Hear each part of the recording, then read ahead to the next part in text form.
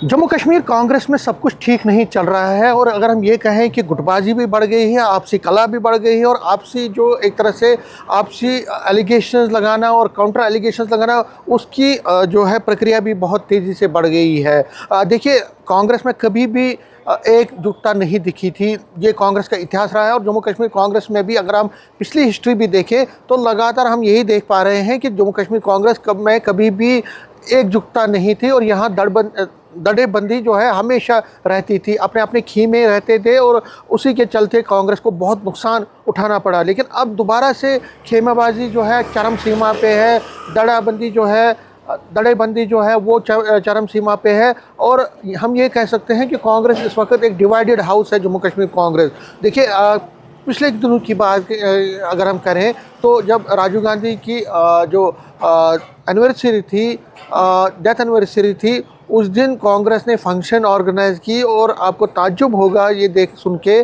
कि कांग्रेस का जो बागी गुट है या हम कह सकते हैं नाराज़ गुट है, जिसकी अध्यक्षता जिसकी लीडरशिप अभी वकार रसूल वानी कर रहे हैं, उन्होंने अलग से एक प्रोग्राम किया श्रीनगर में और अलग से जो भी नाराज़ लोग थे वो अलग से उस ट्रिब्यूट फंक्शन में शामिल हुए।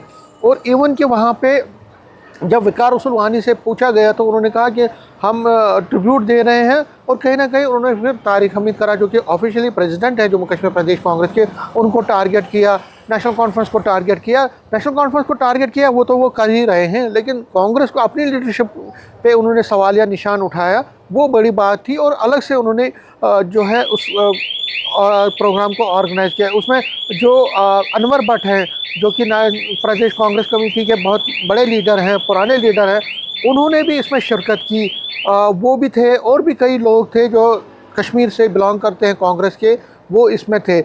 उसके एक दिन बाद जब तारिक हमीद करा से पूछा गया कि कांग्रेस के जो बागी या नाराज़ लोग हैं उन्होंने तो अलग से वहाँ पे किया और कहीं ना कहीं आपको कटाश किया, तो उन्होंने यहाँ ये कहा कि जो बागी गुट है जिसकी रहनुमाई अभी वकार रसूल वानी कर रहे हैं, ये एक्चुअल में फ्रस्ट्रेट हैं, डायरेक्शनलेस हैं और ये लोग डेडवुड हैं। बहुत बड़ी एलिगेशन उन्होंने लगाई। उन्होंने कहा कि जो वकार रसूल वानी ने जो ये प्रोग्राम किया उसका कोई ऑफिशियल जो है एक तरह से अप्रूवल नहीं था, उन्होंने खुद ही ये किया और यहाँ तक वकार रसूल वानी को उन्होंने डेडवुड और डायरेक्शनलेस और फ्रस्ट्रेटेड तक कहा।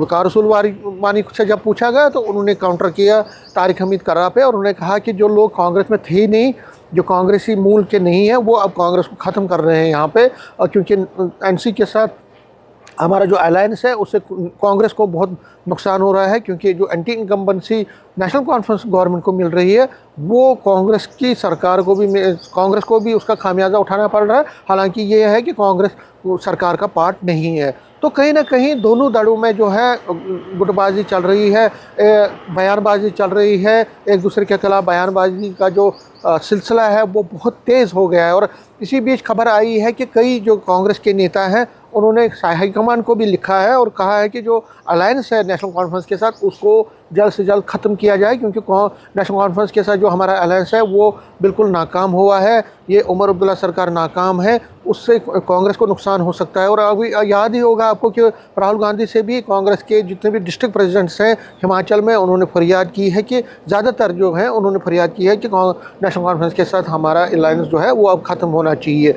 लेकिन तारिक हमीद करा बार बार ये कह रहे हैं कि जो भी स्टैंड है वो हाईकमांड उस पर कॉल लेगी और अभी ऐसी कोई भी बात नहीं है कि हम कोई कांग्रेस के साथ या नेशनल कॉन्फ्रेंस के साथ कोई अलायंस ख़त्म करने जा रहे हैं। तो फ़िलहाल की बात ये है कि दो दड़ाबंदी है, क्योंकि वकार रसूल वानी उस दिन को नहीं भूले हैं जब उनको प्रेसिडेंटशिप से हटा दिया गया था। जब असेंबली इलेक्शंस की अनाउंसमेंट हुई थी फ़ौरन बाद उनको हटा दिया गया था, उनकी जगह तारिक हमीद कर्रा को लाया था। और तारिक हमीद कर्रा पे वकार रसूल वानी इसलिए भी गुस्सा है क्योंकि जब अलायंस की बात हुई नेशनल कॉन्फ्रेंस के साथ तो बानिहाल वो सीट थी, 6 सीटें टोटल थी, लेकिन बानिहाल भी वो सीट थी जहाँ से अलायंस के दोनों कैंडिडेट्स उठे। मीन्स कि नेशनल कॉन्फ्रेंस ने भी अपना कैंडिडेट उठाया और कांग्रेस ने भी अपना कैंडिडेट उठाया।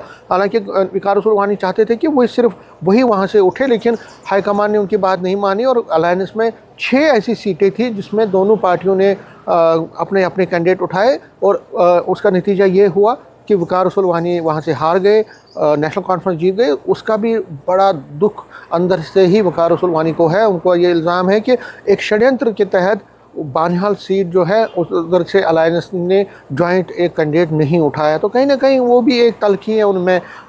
जब से वकार तारिक हमीद कारा प्रेसिडेंट बने हैं, तब से वकार रसूल वानी ज़्यादा पार्टी प्रोग्राम में आते नहीं हैं।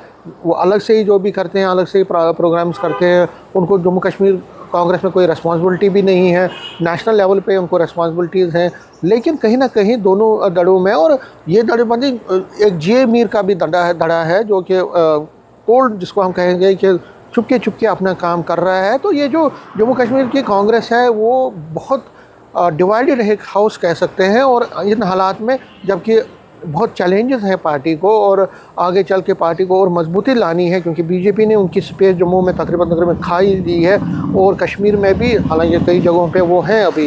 लेकिन चिनाब वैली हो, पीर पंचाल हो, जम्मू हो, ये उनका ट्रेडिशनल गढ़ रहा है। तो कहीं ना कहीं कांग्रेस को वहाँ रिवाइव करने की ज़रूरत है। और लेकिन अगर हम डिवाइडेड हाउस की बात करें, जिस तरह की बयानबाजियाँ हो रही है, जिस तरह की चीज़ें हो रही हैं, कांग्रेस के लिए अच्छा नहीं है। और अगर यही हालात रहे तो आगे चल के उनको बहुत मुश्किलात का सामना करना पड़ेगा। नेटवर्क 18 के लिए मैं समीर भट्ट।